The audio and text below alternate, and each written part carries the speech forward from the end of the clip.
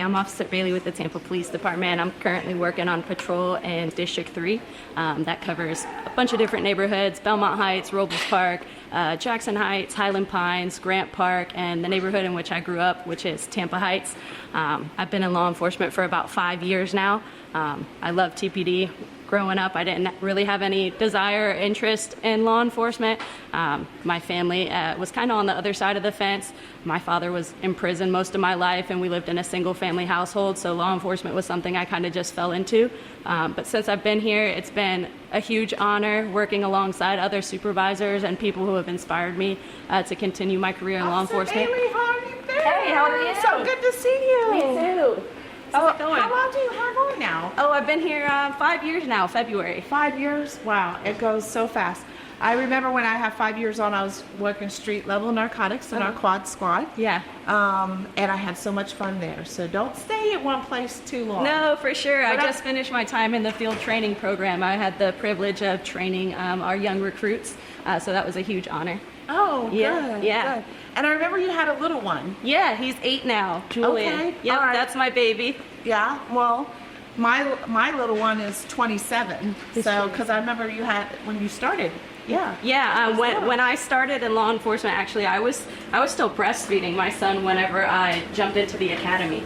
I thought that it wasn't going to be possible to, have a career in law enforcement with a baby so young, but we just stuck to it, and I had a lot of support from my family, and we managed, and here I am. Wow, so I think our careers kind of paralleled each other. The same thing for me. Yeah. And my son is 27 now, but you could really do it all. You could be a mom and be a provider for your family and still do the career choice that you want. Yeah. So are you studying for that sergeant's exam? Yeah, actually, I just took the promotional exam. I passed it. So hopefully that'll be the next step in my career, is to promote up and either be a street corporal or a detective here in the department. So I'm looking forward to that. So when I was, I just maybe my freshman year or so at college, I saw then Sergeant Jane Castor of the Sex Crimes Division when I wanted to aspire to be the sex crimes sergeant like she was. Right. And I actually was able to do that in my career.